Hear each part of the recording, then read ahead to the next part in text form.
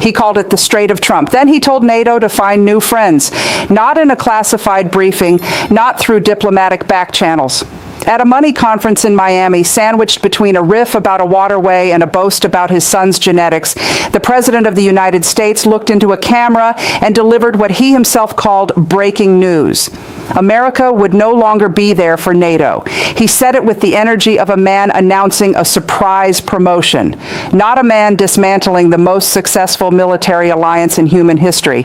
And while he was doing that, 10 American service members were being treated for injuries after an Iranian strike on a U.S. base in Saudi Arabia. 2 stages, 2 realities. One of them involves bleeding soldiers. The other involves a man workshopping nicknames for a waterway, and the rest of the world was watching every second of it.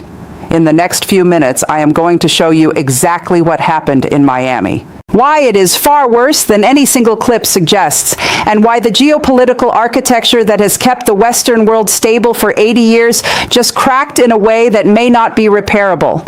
Not because of a war, not because of an economic collapse, because of a man who told a room full of financiers that NATO can fend for itself while praising the Crown Prince of Saudi Arabia as a warrior and comparing his son-in-law to Henry Kissinger. Have you ever had a business partner who built something with you over decades?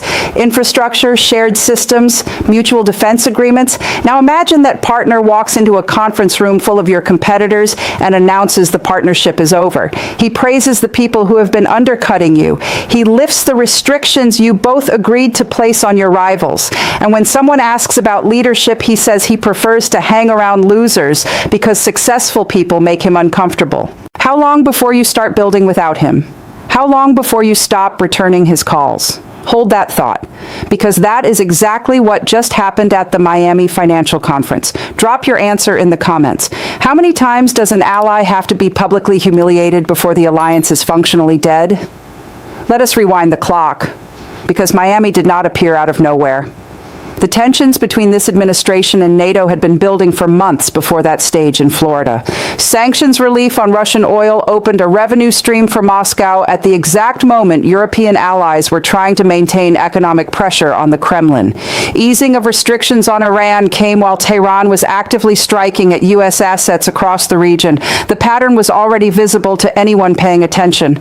Washington was not tightening its circle. It was loosening it. And NATO allies who had spent decades calibrating their entire defense postures around American commitment were starting to hear a message that no press conference could spin away. You are not the priority anymore. But Miami was different. Miami was the moment the subtext became text, and the world caught every word. Now let me walk you through 3 receipts, because this is where the story becomes impossible to look away from. Receipt number 1, the NATO declaration. Let us be precise about what actually happened on that stage. The President of the United States stood at a financial conference, not a security summit, not a congressional hearing, not a NATO ministerial, and announced a fundamental shift in American alliance commitments. His words were unambiguous. We spend hundreds of billions of dollars a year on NATO protecting them, and we would have always been there for them. But now, based on their actions, I guess we do not have to be. He then asked the room if that qualified as breaking news, as though the dissolution of transatlantic security architecture were a punchline waiting for a laugh track. The audience laughed. The world should not have. This was not a negotiating tactic. Negotiating tactics happen behind closed doors with specific demands and clear timelines. This was a public declaration at a venue designed to attract investment, delivered in the same breath as pitches for personal business interests. NATO allies were not consulted. NATO allies were not warned. They were simply informed, along with every adversary watching, that the security guarantee they have built their national defense strategies around for generations is now conditional at best and fictional at worst. The silence from NATO response channels in the hours that followed was not confusion. It was the sound of more than 20 nations simultaneously recalculating their futures. Receipt number 2, the sanctions architecture. While declaring NATO obsolete, the administration has been systematically dismantling the economic pressure systems that Western allies built together over years. Consider the geometry of this for one moment. Sanctions on Russian oil, designed to limit Moscow's ability to fund its military operations, have been eased. Sanctions on Iran, designed to constrain the very regime that just struck a base housing American troops, have been loosened.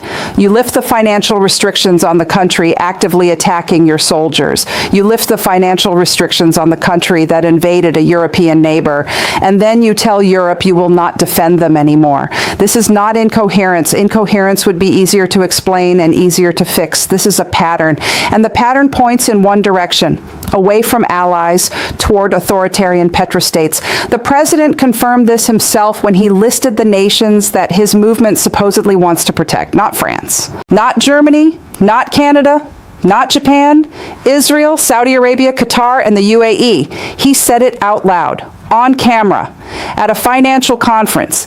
The realignment is not hidden, it is being marketed.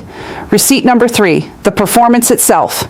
Beyond the policy declarations, the Miami speech offered something arguably more alarming, a window into the decision-making apparatus of the most powerful office on earth. The president referred to the Strait of Hormuz as the Strait of Trump, then attempted to frame the slip as intentional. He told the audience he prefers the company of losers because successful people intimidate him. He compared Jared Kushner to Henry Kissinger and called him part of a high IQ team.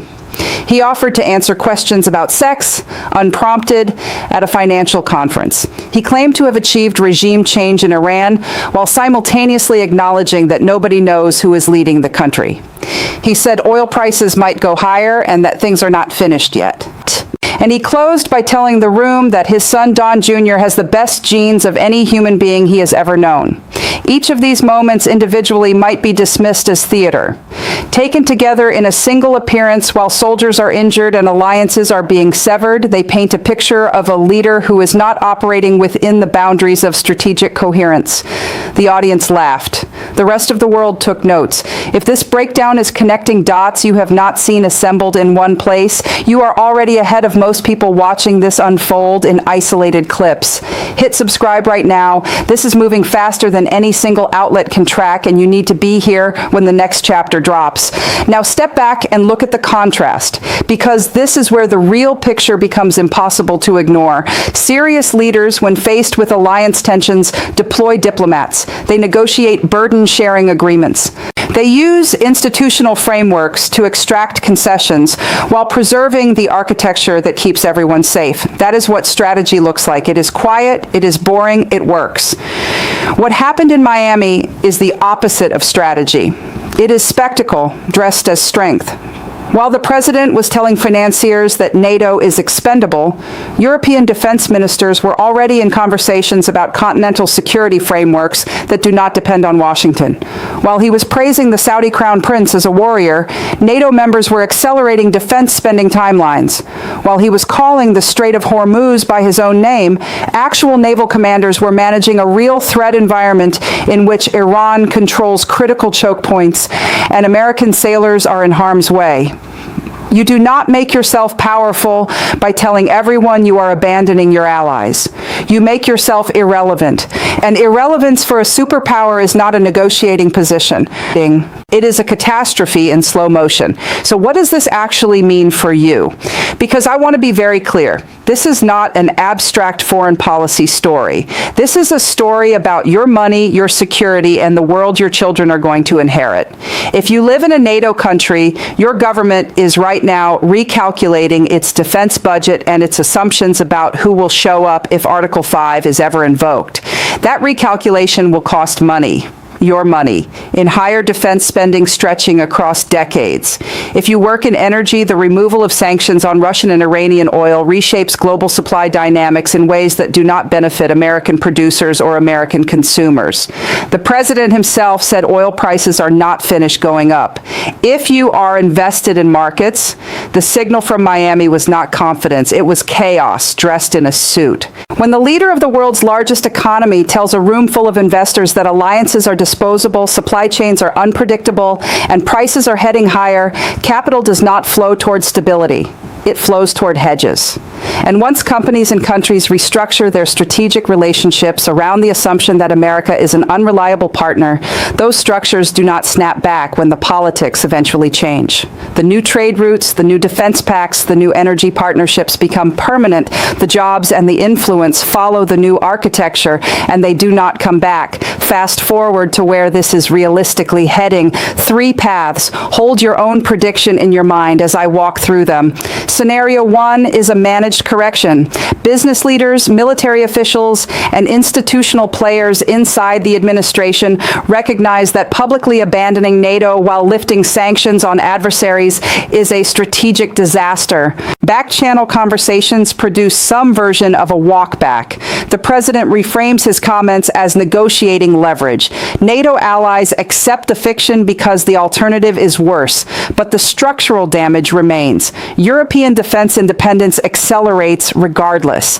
The trust deficit is permanent. The words were said on camera. They cannot be unsaid. Even in this best case, Miami has already done what Miami did. Scenario 2, according to analysts watching these dynamics closely, would see realignment become doctrine. Other nations draw the logical conclusion from what happened in Florida. If America's oldest allies are expendable, then every bilateral relationship is conditional. Middle powers begin building networks that route around Washington. Europe deepens integration with Indo-Pacific democracies. Gulf states hedge between Washington, Beijing, and Moscow more aggressively than ever. America remains the largest economy and the largest military. But it is no longer the unquestioned center. It is one option among several. And in a multipolar world, being one option among several is a fundamentally different thing than being the indispensable nation. Scenario 3 is the one nobody wants to say out loud, but that every defense ministry on earth is quietly modeling. Iran, emboldened by sanctions relief and the NATO signal, escalates further. Russia, flush with oil revenue and watching Washington abandon its allies in real time, presses advantages across multiple theaters. NATO, uncertain of American commitment, fractures under the pressure of individual national calculations. The system that prevented great power conflict for 80 years does not collapse in a single dramatic moment. It erodes slowly, decision by decision, speech by speech, punchline by punchline. And Miami may be the moment historians eventually point to and say that is when the erosion became irreversible. Here is what I need you to understand before you close this video. The transatlantic relationship will not look the same after Miami. Even if the president reversed every statement tomorrow, the lesson has already been absorbed by every ally and every adversary on the planet. American security commitments are not structural, they are personal. They depend on the mood of one man on one stage on one afternoon. That is a lesson that, once learned, rewires how nations behave for generations. You never put your entire national security strategy in one basket. And now, thanks to Miami, nobody will. The president did not go to that conference to start a war. He went to network with financiers and praise authoritarian allies and tell jokes about his son's genetics. But what he did, whether he understands it or not, is hand every adversary a roadmap and tell every ally to find new friends. He did not dismantle NATO with a policy paper. He did it with a punchline. And the world was watching every second of it. Did Donald Trump weaken America's global position, or did he simply say out loud what the architecture was already showing? Is this strategic realignment, or is this a man who genuinely does not understand what he is dismantling? And when he says he wants to be remembered as a peacemaker, does he have any idea that the world he is building looks nothing like peace? Drop your answers in the comments. I read every single one. Subscribe now, because the next chapter, the NATO response, the Iranian escalation, the market reaction, is coming faster than anyone predicted. This story is not slowing down. Do not look away. This content is commentary and analysis for informational purposes only. It does not constitute financial, legal, or geopolitical advice. Consult qualified professionals before making any decisions based on the topics discussed.